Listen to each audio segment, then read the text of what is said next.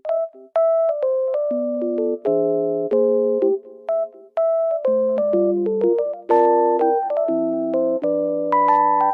evening guys! Ayun, hindi na ako nag-vlog dun sa kainan namin ni El na Japanese restaurant sa may Timog. Kasi sobrang gutom na ako at may nangyari kanina while I'm working. Pero ngayon, nandito ako sa Lux Massage dito sa may Libis, sa may flagship ata nila branch. And first time kong magpapamassage. Actually, mali na pasukan po. Dito po sa ayan, second floor. Yung, ang alikabok ng stairs. Ayun, tatry lang namin kung maganda kasi ang price niya ay 1,400. Meron ng iba't ibang inclusions yun.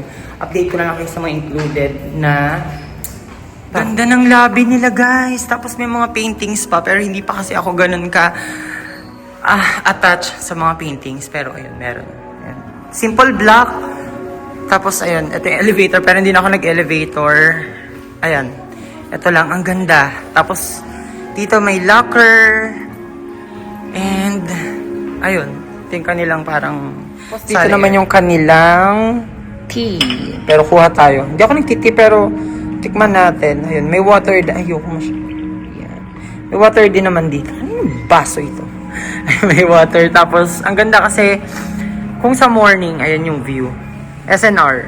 Tapos meron din sila ditong pa-candy na lemon pero hindi na ako kukuha. Tapos ayun, may games, may line up 4. Tapos ang ganda, parang Hermes style yung kanilang mga pillowcases. Ito naman sa kanilang bar area to, no? Yan, ito may arcade dito, pwedeng gamitin. Tapos ito, ang sarap ang pa-picture dito. Yan. Ito lang yung ito, meron pa palang dark. Tapos, ayun. Pwede yung order dito sa kanilang bar. Check natin yung ang dilim. Yan, pero ito.